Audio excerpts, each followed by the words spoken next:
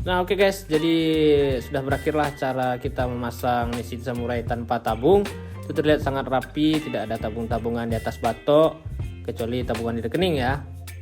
Dan di sini spion juga terlihat sangat rapi, terpasang dan tidak menghambat ya, menghambat pemandangan. Dan unsur kerapiannya di sini udah sangat-sangat mulus ya, 90% lah. Oke. Baik, assalamualaikum warahmatullahi wabarakatuh. Balik lagi di channel Rasa-Rasa Otak yang rasanya nggak pernah ngotak.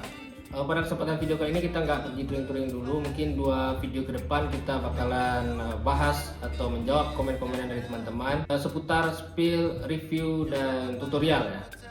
Mungkin cuma 2 video aja, dan berikutnya kita bakalan upload video touring lagi.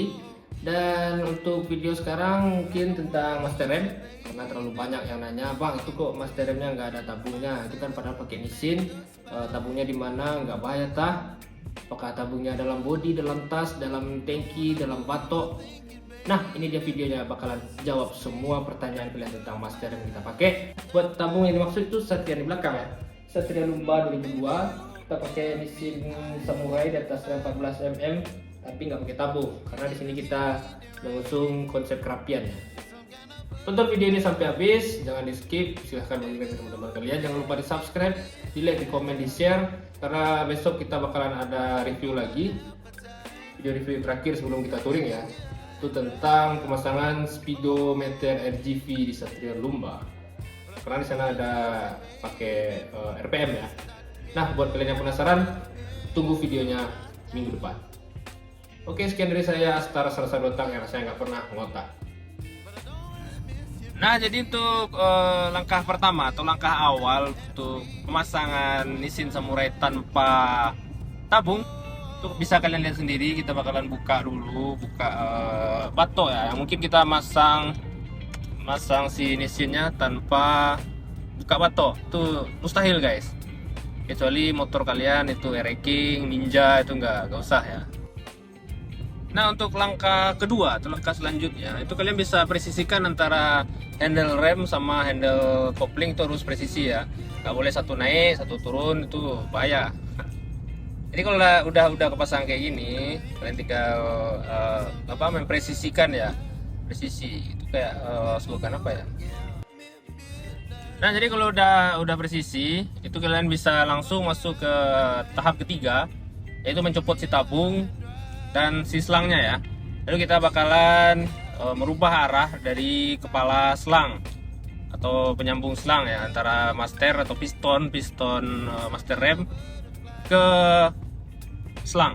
Itu apa namanya? Konektor ya. Mungkin bisa dibilang konektor. Kita bisa merubah arahnya yang aturannya menghadap ke kita menjadi miring guys, miring searah ke handle kopling atau handle kopling ya. Nah pada tahap ketiga ini mungkin ada beberapa kendala, yaitu keras karena kalian nggak buka spinya yang ada di bawah si konektor. Karena di bawah juga ada spi mirip spi shock ya, spi shock breaker, itu yang buat ngunci ya, buat ngunci shock biar nggak keluar, atau ngunci per biar nggak keluar dari shock. Itu mirip, ada spinya juga kayak gitu. Kalian lepas dulu baru kalian putar nanti si konektor mengarah ke kopling. Nah jadi udah kayak gitu. Ini bakalan seperangkat alat pengereman yang bakalan kita pasang hari ini. Nah sebelum kita melanjutkan pemasangan master rem atas dengan menghilangkan batoknya, kita pasang dulu bagian master kaliper untuk bagian bawah. Itu kita masih pakai Nissin Samurai dengan ukuran disk cakram 300 mm, dan itu bisa kalian dapatkan di toko online atau merchandise kesayangan kalian. Jangan lupa beli bracket kaliper yang udah PNP ya, ini masanya nggak rumit. Sini saya pakai bracket aluminium T7, itu yang sangat-sangat kokoh ya. Nah kalau udah, lanjut aja kita ke atas kembali, udah kepasang di bawah, kita lanjut ke atas, pasang dulu batok belakang, dan inilah dia selang pengganti tabung master rem atas. Nah ini dia barangnya yang kalian tunggu-tunggu, yang kalian cari-cari, kalian tanya-tanya. Cuman bermodalkan selang bisa menghilangkan tabung yang nongol, yang pengalaman saya udah mata saya kalian pakai gatal-gatal ya. Tapi itu tergantung konsep dan selera masing-masing. Di sini saya tekankan kembali, sini saya menjunjung tinggi kerapian ya. Bagi kalian yang hobi pakai tabung juga boleh, yang pakai selang gini juga boleh, yang penting rapi.